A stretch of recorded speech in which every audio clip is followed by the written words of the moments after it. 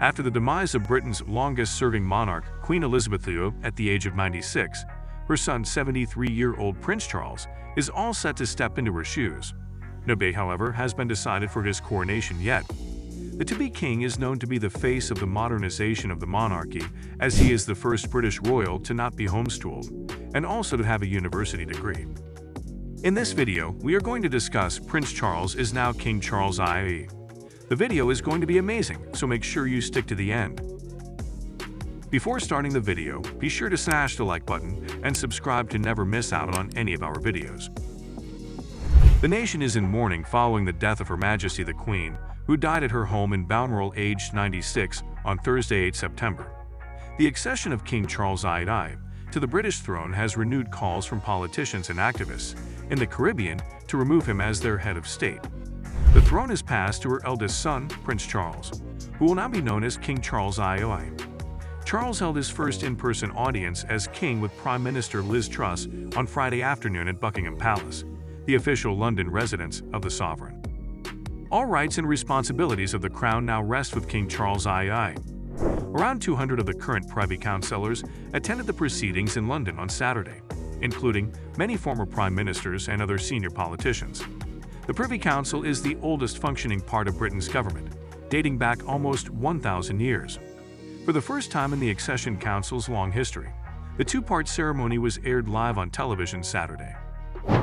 In the first part of the ceremony, British lawmaker Penny Mordaunt, the Lord President of the Council, announced the death of Queen Elizabeth II, and then the Clerk of the Council, Richard Tilbrook, read out loud a proclamation of accession. The proclamation was then signed by members of the Council. For the second part of the Council, King Charles joined the gathering at St. James's. The Privy Councillors watched as the new monarch read out declarations relating to his mother's death, and then swore an oath vowing to serve his kingdom.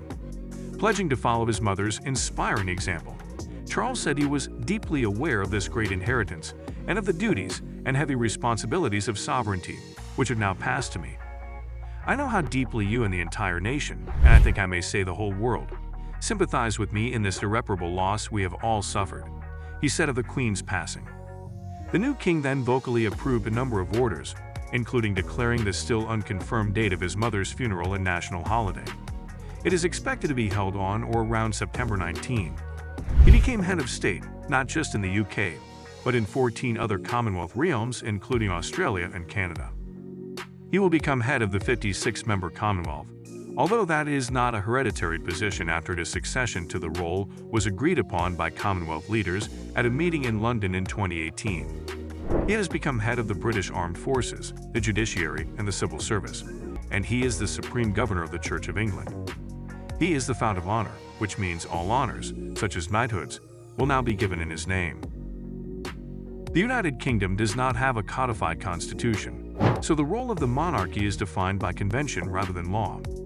He has a duty to remain politically impartial, which means he will come under greater scrutiny if he continues to express the views he is known for. Speaking to reporters outside Rideau Hall after the proclamation, Intergovernmental Affairs Minister Dominic Leblinks said Canadians should feel confident in King Charles' ability to take on the role his mother held for 70 years. Canadians should be very proud that King Charles II will continue to exercise the constitutional responsibilities in a way that will provide stability to Canadian institutions, he said. We have every confidence that His Majesty will be very much present and involved in the life of our country, as was his mother. Trudeau spoke Saturday with new UK Prime Minister Liz Truss. A statement from 10 Downing Street said the two leaders talked about their shared shock and sadness at the loss of Her Majesty. They agreed a profound sense of loss is being felt by people in the UK, Canada, the wider Commonwealth, and across the world, said the statement. In a written statement, Simon expressed her condolences to the King on the passing of his mother. Our collective grief is a reflection of the deep and abiding affection we had for our Queen and the very real connection she had with Canada.